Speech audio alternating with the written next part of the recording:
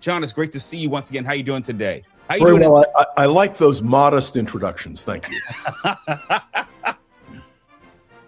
Tell me, should the Democrats be celebrating today, given what is happening on Capitol Hill?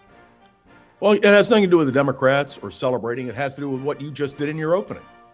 The idea of Mark Wayne Mullen being the successor to Kristi Noem is absurd.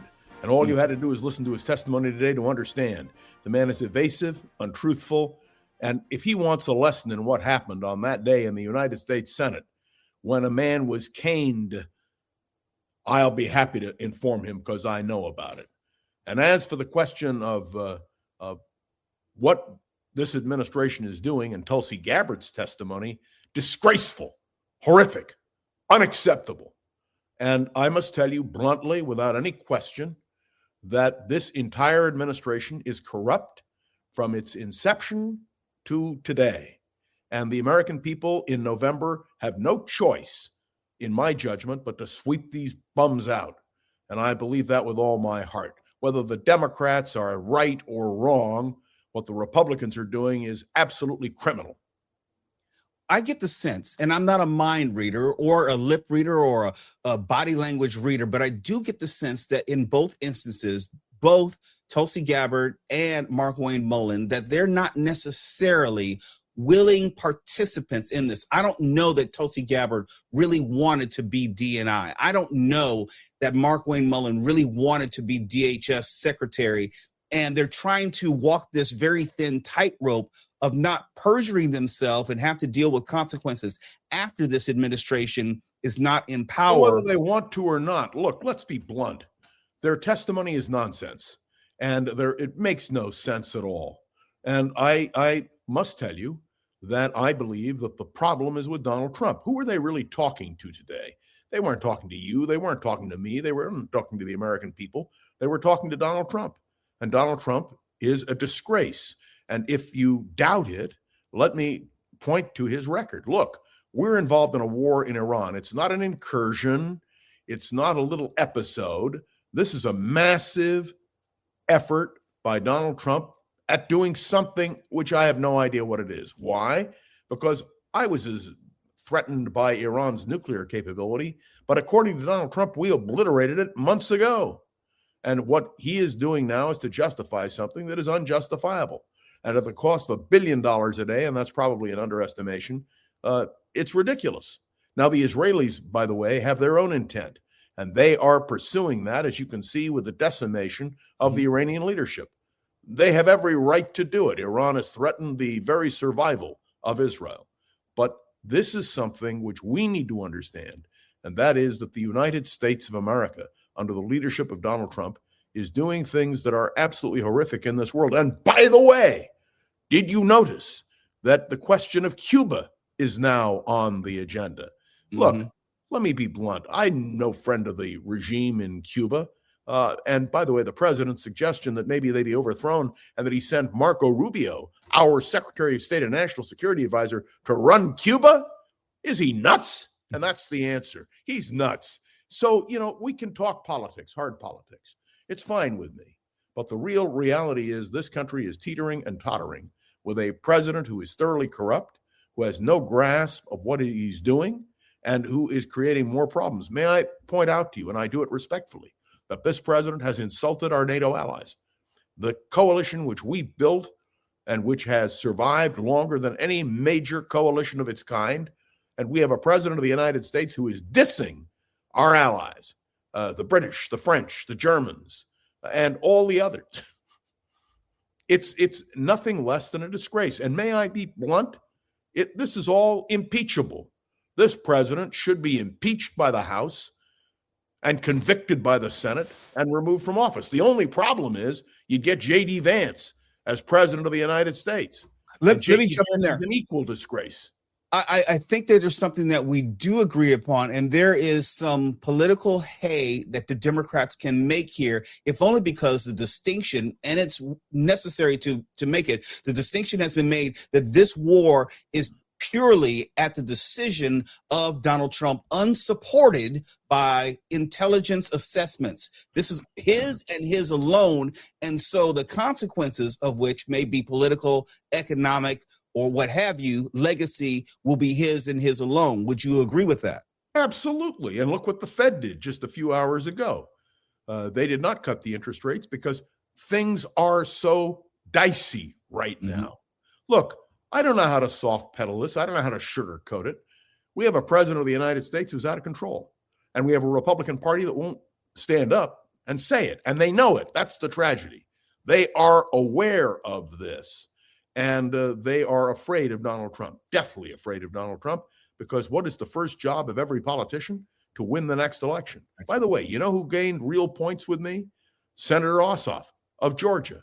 And I would tell you he is a viable contender for the Democratic nomination for president in 2028, simply on his record. Can you imagine a ticket of Ossoff and Kelly, for instance?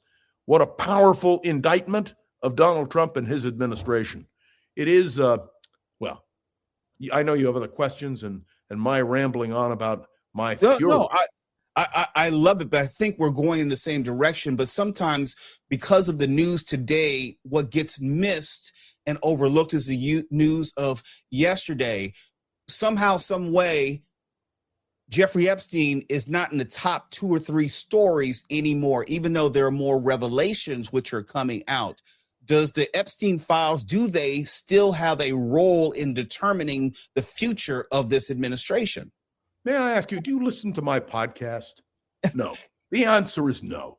Because if you listened to my podcast, along with about 250,000 people in this country, you would know that I raised this morning, as I have raised repeatedly, the fact that the Epstein issue is a major issue.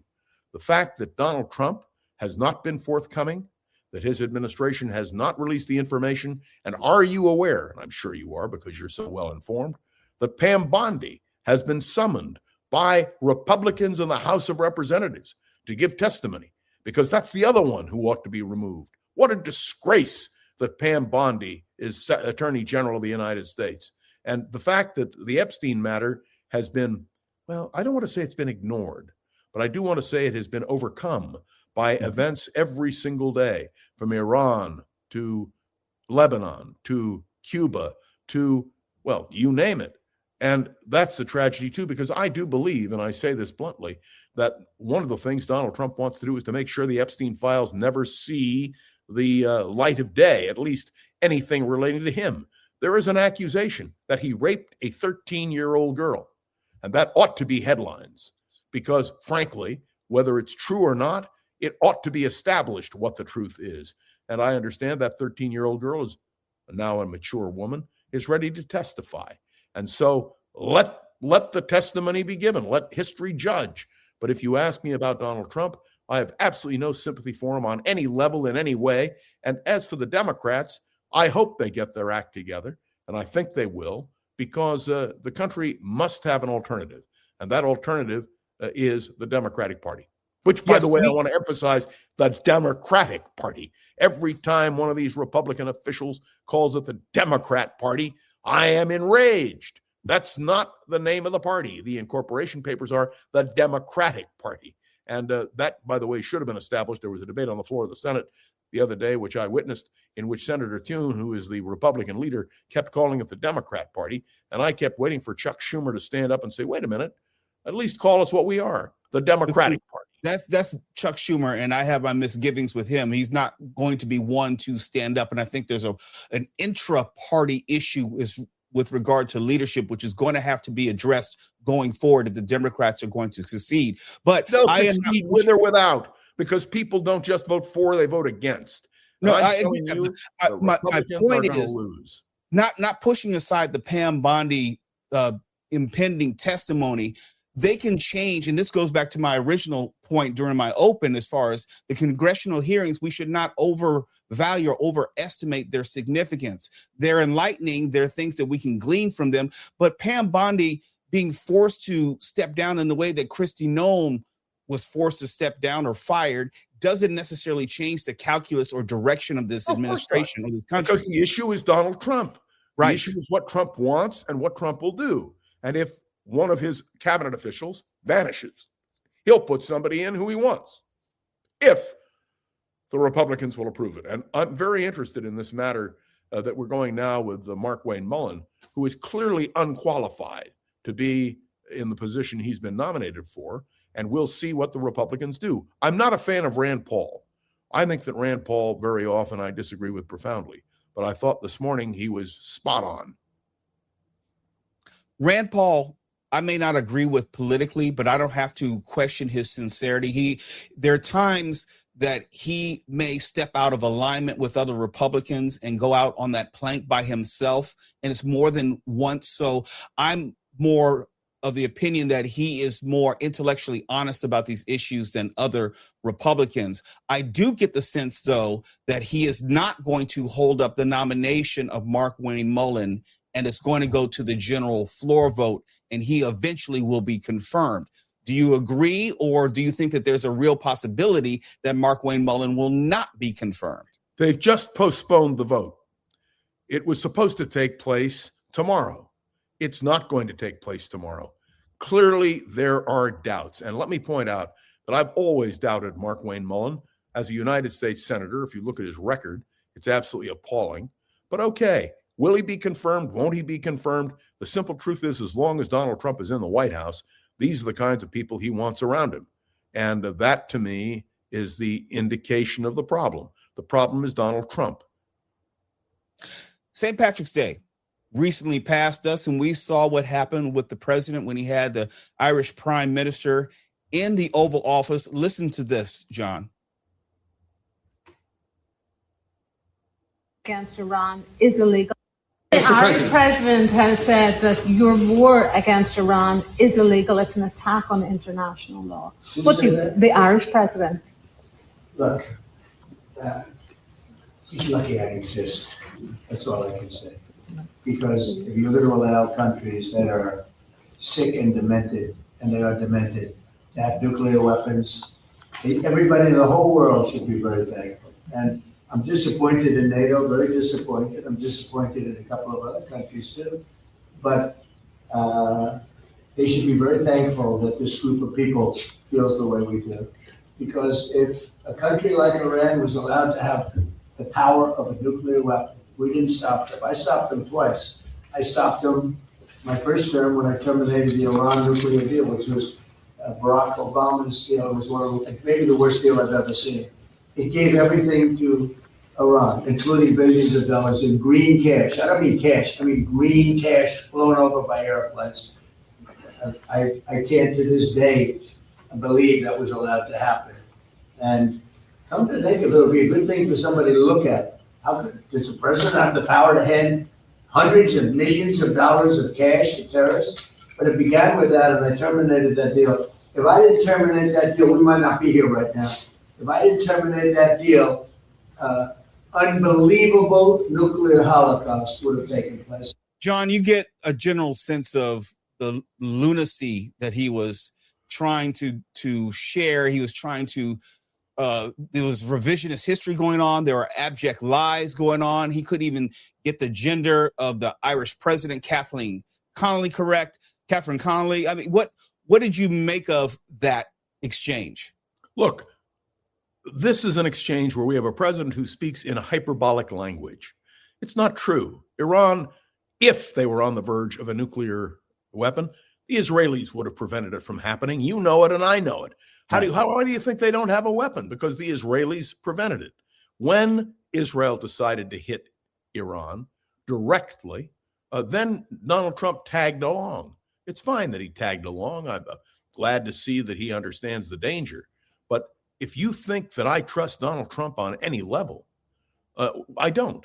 And let me be clear that what we are witnessing now is a complete abuse of power. And I think that is what the American people are going to have to reckon with. We have vested in the President of the United States powers, but the founders intended there to be a check on that. Mm-hmm. Now, the fact that Donald Trump confused the gender of the president, who is a woman, all I can tell you is nothing surprises me. He gets a lot of this stuff wrong. And you've heard him repeatedly bumble things. But here's what people have to understand.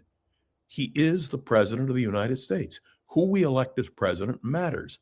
Now, the question you're going to ask is, why not employ the 25th Amendment? The 25th Amendment was adopted in 1967, 65 rather, in the aftermath of the Kennedy assassination. When the American people looked at Lyndon Johnson right after the assassination, they saw two old men sitting behind him, Carl Hayden, who had represented Arizona in the United States Senate or in the House of Representatives since Arizona was admitted as a state. And they witnessed John W. McCormick, who I had the pleasure of knowing, but who was already over the hill on his way out. And it seems to me that the idea behind the 25th Amendment was to replace a vice president. We did that. We've done it several times now. Certainly when Spiro Agnew resigned, we got Gerald Ford, and Gerald Ford then had Nelson Rockefeller. That was the idea. But what we were really aiming at, and if you go back and you read the hearings of that 25th Amendment, was the fear of a Woodrow Wilson who was paralyzed in the White House, paralyzed by a stroke from September of 1919 until his departure on March 4th of 1921. We didn't want to see a situation like that. But do you understand the technical aspect of it is that to remove a president of the United States, you have to have the vice president agree, and you have to have a majority of the cabinet agree. Well, that's never going to happen with Donald Trump. And I think that is the limitation of the 25th Amendment. But may I point out, nobody could have anticipated that we would ever elect a person like Donald Trump to the presidency of the United States. Now, this is not over by any stretch of the imagination. This is a president who is judging by his gut. This is a president of the United States who's talking about liberating Cuba, that he personally would do that. This is a president of the United States who, and you've cited many of these examples, when it comes to Iran, isn't doing it by logic or by intelligence. And so my concern, very honestly, is that in November, we have to have an election in which the Democrats win overwhelmingly. One of the things that will happen, you raised the Jeffrey Epstein matter. I'm going to be interested in what Pam Bondi does, but more than that, if this isn't resolved by the time of the election, the Democrats must win the House of Representatives in order to get these kinds of investigations going. Otherwise, the Republicans will block everything. And may I say a word about the Speaker of the House of Representatives? What a disgrace that he is the Speaker. And I'm looking forward to the days, not that I always agree with Hakeem Jeffries, I don't always agree with him, but I'll look forward to the day when we have a Democrat as Speaker of the House of Representatives. Do you understand the complete malfeasance in the dysfunction within the House? Because the Republicans are intimidated by Donald Trump. Now, my private sources in Washington tell me Republicans are just as concerned as Democrats. But when Donald Trump threatens to primary you, and remember, the first obligation of every elected official is to get reelected, they just back down. They lose it all. John, there's something fundamentally missing in your assessment. When you refer to Donald Trump as a disgrace, or Mike Johnson, Speaker of the House, as a disgrace, you are assuming that that has any value in our public discourse today. And I learned a long time ago, you cannot shame the shameless. You cannot appeal to a higher level of ethics or morality when the other side is not even engaging in that, does not value that, does not even recognize that. And to think that the House of Representatives is going to act in any way which is different than what Donald Trump acts is, I think it's like, it's almost like complaining about the broken windshield wipers on a car that doesn't run. It's a small symptom of a much larger problem. That's the case the Democrats have to make in November. They have to make it across this country, from one end of the country to the other, that the only way, aside from the Supreme Court, which did step in on the tariff question, that's the other thing I want to make. Let me finish the thought, and then let me go back to the Supreme Court for a moment. But it is very important to know that that's the case the Democrats have to make. If I were articulating the Democratic Party approach, it would be exactly the fact that what the Republicans have done is so inexcusable. But now let me point out that there's something else that happened. And that was Chief Justice John Roberts responding yesterday. I don't know if you have the clip, but John Roberts said that he and the court will not accept the idea that judges are attacked individually. Mhm. Let me point out to you that that is precisely what Donald Trump is doing. My friends, if that isn't an impeachable offense, I don't know what is. Can you imagine? Could you ever contemplate that we would have a president of the United States who would attack sitting judges by name? Why? Because they don't vote the way he wants them. They don't rule the way he wants them. But John, he does that because he knows that there are no consequences. John Roberts couldn't even figure out a way to say Donald Trump's name when he's the only person that this applies to. This is not a general problem. It's a specific one. I And even disagree John Roberts profoundly. in that moment could not say Donald Trump needs to stop putting justices and judges in the crosshairs of general society. I disagree with you. He did say that. He didn't mention Trump's name because he is trying to make the point, but everybody knows, and it was made clear on all the news broadcasts, what he was talking about. But let me remind you that it was John Roberts who tipped the balance on the court on the question of the tariff ruling. Yes. There are other rulings coming up. And Mark Thompson disagrees with me repeatedly over my faith in the system. I understand the system fails, but I also understand that you can only push the system so far. I have absolute confidence that the American people will, in November, issue a rebuff to the Republicans. I have no doubt that the Supreme Court will issue that rebuff as well.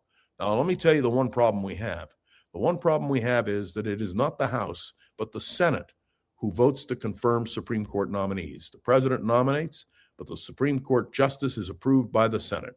And that is why it is equally important not only to take the House, but also to take the Senate. Because if you can imagine what would happen if several conservative members of the court who were older, and I'm speaking now of Clarence Thomas and Sam Alito, can you imagine if Donald Trump has the option to fill those vacancies, what it will mean to the Supreme Court? So I believe we need to concentrate as vigorously on the United States Senate as we can. These, I can't talk about it in a general sense. I can only talk about it in a very specific sense. I understand what the Constitution calls for. I understand what we have to do. And taking control of the Senate, taking control of the House is essential. We can't defang a president completely. Remember, the president, as he has demonstrated in this Iran situation, is the commander-in-chief.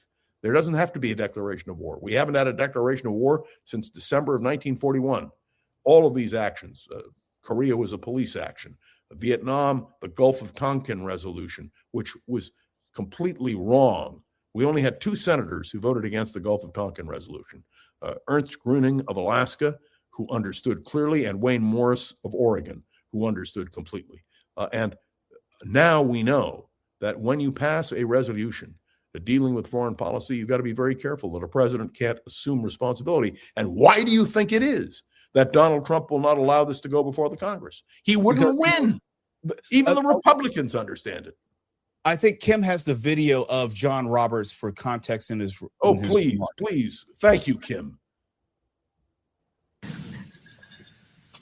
In your 2024 year-end report on the judiciary, you wrote that criticism comes with the territory for judges and justices, and that it can be healthy.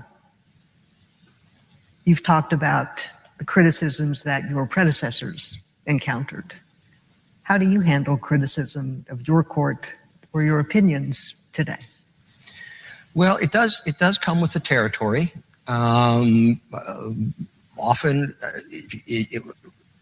when any of us issue an opinion, there's often a dissent. Usually not, but I mean, most opinions, or more opinions than anything else, are unanimous, and that's you get used to the criticism right away, and it can very much be healthy. We don't believe that we're flawless in any way, and it's important that our decisions are subjected to scrutiny, and they are.